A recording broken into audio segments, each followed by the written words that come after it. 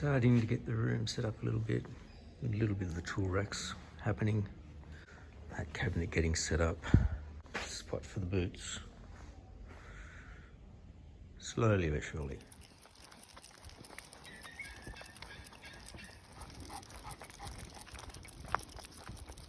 Did a quick coat of primer on these two walls before taking them out, because we talked about peel and stick paper for here and peel and stick paper for there. And the stuff she got for those two walls was an embossed pattern, supposed to be white on white. We opened it, 9 rolls, cream on cream, and 1 gold on white. So that wasn't going to happen. The cream on cream looked really nice, and we could have done it with the 8 rolls, but she's ordered white shelving and it just wouldn't look right. So prime the wall. I'll probably get another coat. I'll do paint tonight. It depends on what that primer looks like when it's dry. Beautiful sunny Sunday. The room is painted. I painted it last night so it could dry overnight. Now this is the baseboard, and there's only 3 walls with baseboard, so I'm going to be going from a square edge there to a miter here, and then a square edge there to a miter in this way, and that's the only 2 corners that meet. The other piece that I'm going to bring out, because this is 5.4. I need a 2705 and a 1820 out of this one, and then I'll get a 2710 out of the other one, which means I've actually got like a board and a half, because at one point we were thinking of putting the baseboard along the bottom of the window area, but we're not. I'm going to mark this out, cut them, and then I'm going to paint them with the semi-gloss so it can dry before taking it up. And the cornice is going to be all walls. They're all going to be 27 something. That's going to be fun because it's heavy. As you can see, I've got my 1820 here. I put a little mark here, and then I've transferred it to the back because I've got to get my miter coming back that way. And I've done the same thing down here for the opposite direction.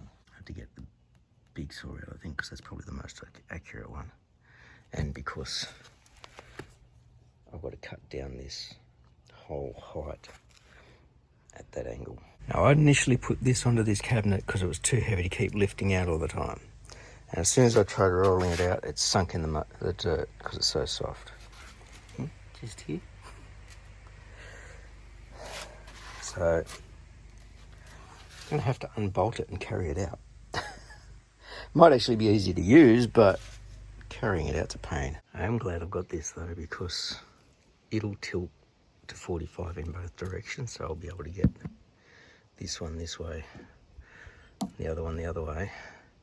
This board is 140 wide, so having the drop and slide is also helpful, whereas that's all will only tilt in one direction. So I would have only been able to do this one, but I don't think it can barely do a 140 wide at 90 degrees. So, but this gets very back heavy when you go to use the slide, so you've got to clamp it down. That's why it was good when it was bolted to the cabinet. I also bought a pair of these when I was picking up in the morning of the day I was picking up the cornice, so that I could stand this up and extend this up in the back of the ute to support the cornice. This one stops this from pivoting. As you can see, my old one over there, or one of them, when I used that for this very purpose, this part tore out the thread in here because it was only threaded into this metal on it, whereas this one's actually got a nut welded onto the outside, so it's a bit stronger.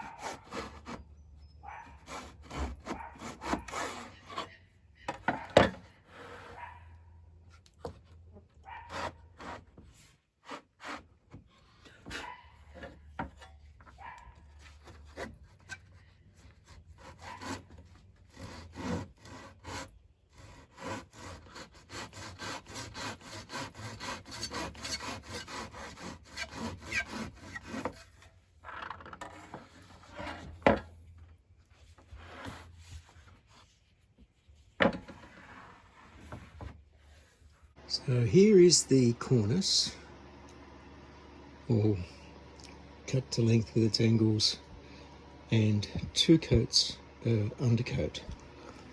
There's the baseboards. They have semi-gloss on it. However, my wife wasn't sure about having such a tall baseboard when we thought about cutting it down. I cut a leftover piece down to the same height as this, which is 90, when it's coming down the wall. We looked at it and she says that actually looks nicer, but maybe not quite that high. I took a piece of, she wanted a piece of this, or she wanted this white to be able to see how far it came down the wall, because when it's not, when it just looks like that, it looks really dark coming down the wall from the ceiling. It looks like it's coming down a lot further, I guess. All of these cut and painted. She wanted to have these up before the baseboards, which is why the baseboard's not done. Trouble is, I haven't lost light outside.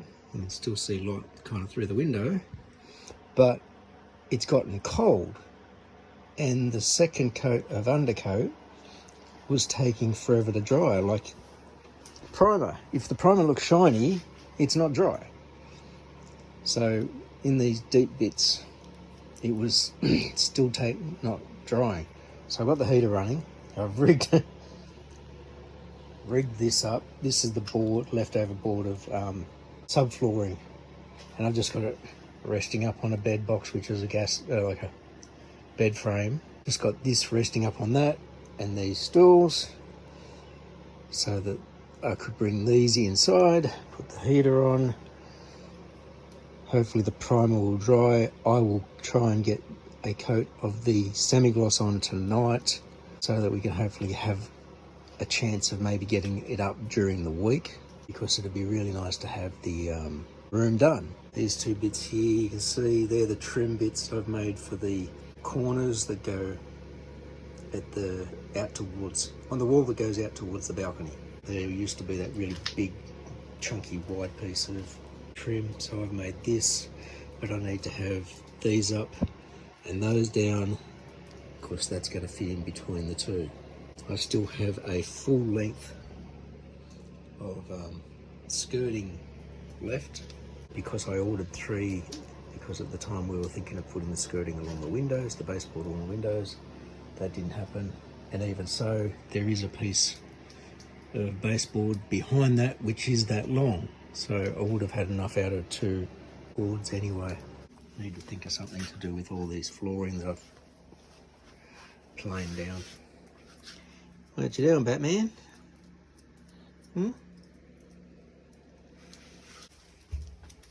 So this is where I was all set up, but like I said, it's still light out, but just far too cold for anything to dry.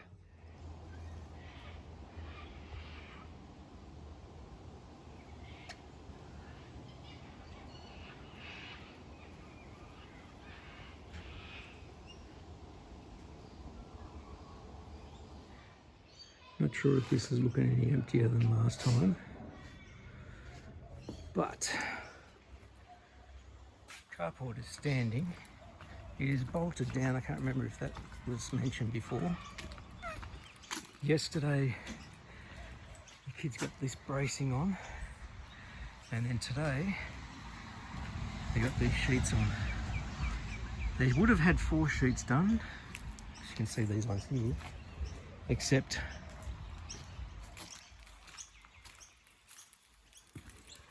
you notice the difference in colour between this and this. There was one on top that said protector sheet, took it off, got the next one, put it up there, and it was the same colour. Next one had all these cuts in it, so I went, that can't be right, so I took that one off. And the next one was the same colour as this. They'd put that up. When I came over to get the next one, I saw this colour and I went, hang on a second. Check the instructions, counted how many sheets are supposed to be, and it said 16. There's now 14 here because there's 2 up there. I gave them the good news and the bad news. They said bad news. I said wrong colour sheets up there. And I said, what's the good news? And I said, well, at least you've had practice. They thought that was funny. But the best thing is the kids who were here today did not complain about that. They went, all right. So they just unscrewed the sheets, passed them down, I put them here. So this one that's got the big bend in it, that's the protector sheet, and then there's two other sheets there. Actually, there's three other sheets there, two that they'd put up and one that had the holes in it. But now at least my scaffolding can sit under cover, which is good because I think even though this is exterior grade plywood, sitting out in the weather was starting to make this warp a bit. So at least it's now directly under cover.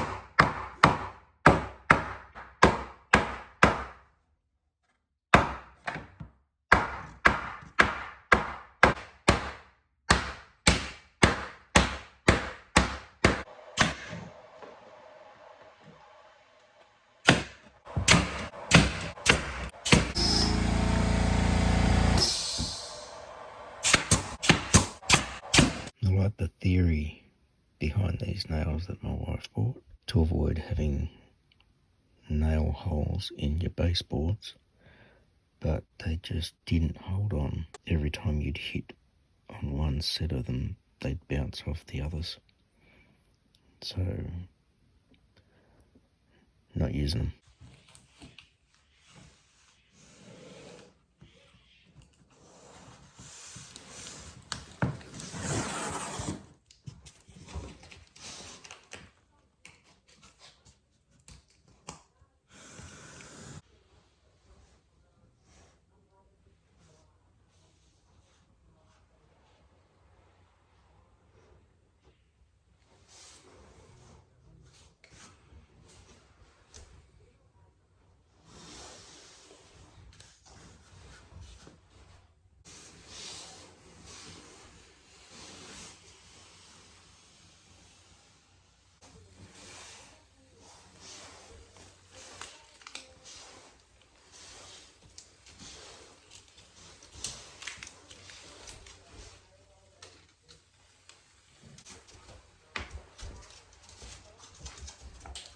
Still going on this room, but you can see that Cornice is up, some of the baseboard is up or down. I'm trying to show you what I've done.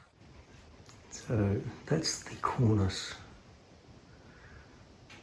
that my wife bought. It's a brand called Knauf, K-N-A-U-F-F, and this profile is called Sydney, and you can only get it special order. You'll also see